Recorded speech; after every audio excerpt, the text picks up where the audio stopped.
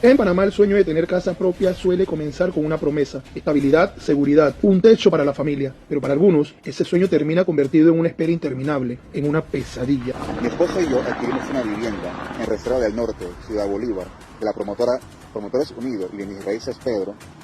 Y a la fecha de hoy, desde el mes de septiembre, aún no me entregan mi casa. La historia de Giordano Wong y su esposa Diana es una de las historias que obliga a mirar con lupa lo que ocurre dentro del sector inmobiliario. El 10 de junio de 2025, Giordano firmó una promesa de compra-venta para la casa número 9 del proyecto Villas del Norte, ubicado en Panamá Norte. La vivienda tenía un precio de $115.000. Como miles de panameños que buscan su primera propiedad, cumplió con todo lo que el sistema le exige a un comprador. Firmó el contrato, pagó el abono inicial de $1.350 antes del 31 de agosto. Gestionó su proceso con el banco y se preparó para recibir las llaves de su hogar. El contrato establecía una fecha clara: septiembre de 2025, pero septiembre llegó y la casa nunca apareció. La promotora ya sabía con anterioridad que no debía venderme esta casa. ¿Por qué? Porque esa casa no estaba inscrita en los planos de segregación de la NATI. Eso quiere decir que vendieron una casa sin poder venderla legalmente. ¿Cómo lo ves? Pasaron las semanas y lo que parecía un simple retraso comenzó a convertirse en algo más serio. Lo que Giordano descubrió después, según su propio relato y documentos que circulan del caso, es que el problema no era un atraso menor de construcción. El lote donde debía construirse su vivienda ni siquiera estaba segregado de la finca madre, un trámite que depende de la Autoridad Nacional de Administración de Tierras, ANATI. En otras palabras, la casa que le habían vendido como entrega inmediata no estaba jurídicamente lista para escriturarse. Y la noticia no llegó de la promotora. Fue el banco quien le alertó al comprador de que el préstamo no podía avanzar porque la situación registral del terreno no estaba resuelta. Es ahí donde la historia deja de ser un simple retraso administrativo y empieza a levantarse con preguntas incómodas. ¿Por qué se vende una vivienda como entrega inmediata cuando el terreno no ha completado los trámites de segregación? ¿Por qué el comprador se entera por el banco y no por la promotora? ¿Quién vigila estas prácticas? Mientras los papeles se enredan entre oficinas y excusas, la realidad de la familia Wong sigue corriendo. Hoy, Giordano y Diana continúan pagando alquiler, pagan electricidad, pagan un depósito para guardar los muebles que compraron con la esperanza de instalarlos en su nuevo hogar. Mientras tanto, y no me da pena decirlo, llevo 4 meses pagando alquiler de otra vivienda, pagando $80 de luz, supermercado. También pago una bodega donde están guardados todos mis muebles que adquirí con mucho sacrificio y con mucho respeto. Y aún así, esperando la entrega de mi vivienda que no depende de mí. Y todo esto ocurre mientras siguen esperando una casa que debió haber sido entregada hace más de 6 meses. Septiembre de 2025 fue la fecha prometida. Hoy el calendario marca marzo de 2026. Y el problema sigue sin resolverse. Ante el silencio de la promotora, Giordano acudió a la Autoridad de Protección al Consumidor y Defensa de la Competencia, ACODECO, y presentó una denuncia formal en diciembre de 2025. Sin embargo, el caso se suma a una larga lista de conflictos que esa entidad ha recibido contra empresas del sector inmobiliario. En los registros de conciliación de la autoridad aparecen múltiples quejas relacionadas con promotoras, incluyendo a Promotores Unidos S.A. y a Pedros S.A., firmas vinculadas al proyecto Villas del Norte.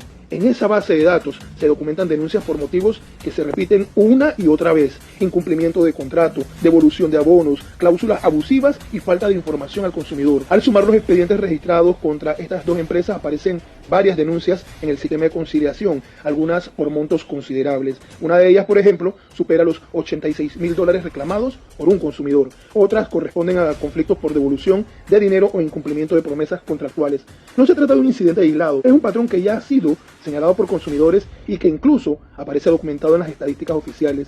En octubre de 2025, un mes después que se supone que debería entregarme mi casa, y perdonen que vea mi cara así, porque tengo enojo y tristeza, la promotora me escribe lo siguiente: aceptando que no estaban los planos de segregación, aceptando que no sabían cuándo podían escribir esa casa en la NATI, aceptando que no tenían respuesta sobre la casa que me vendieron. Esto es triste y enoja muchísimo.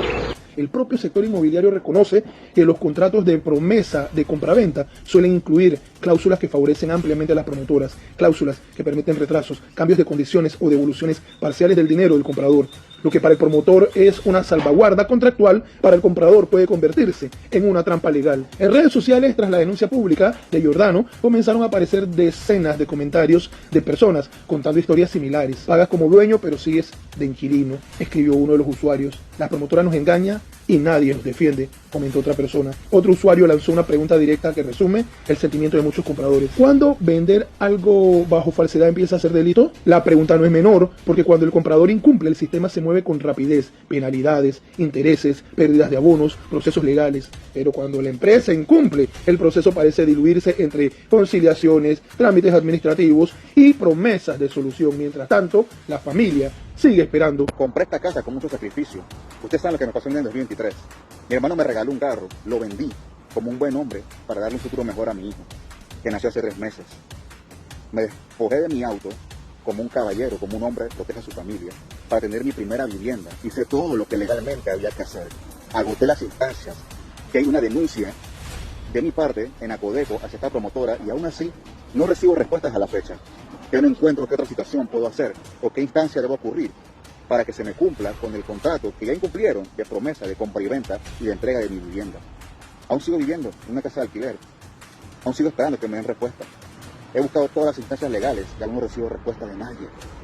Nunca expongo mi vida privada en las redes, pero he llegado a esta magnitud porque ya me encuentro desesperado y no sé qué más hacer. Que este video le llegue a todas las autoridades legales, televisión, medios, y puedan ayudarme a que esta promotora de Mis Raíces Pedro y Promotores Unidos S.A. se haga responsable y me entregue mi vivienda este año. La historia de Giordano Wong no es solo la historia de una casa que nos entregó, es la historia de un sistema que permite vender sueños antes de que existan las condiciones legales para cumplirlos. Y la pregunta que queda sobre la mesa es inevitable. ¿Quién protege al comprador cuando la promotora falla? ¿Quién resarce a una familia que paga alquiler, depósitos y gastos adicionales por un problema que no causó?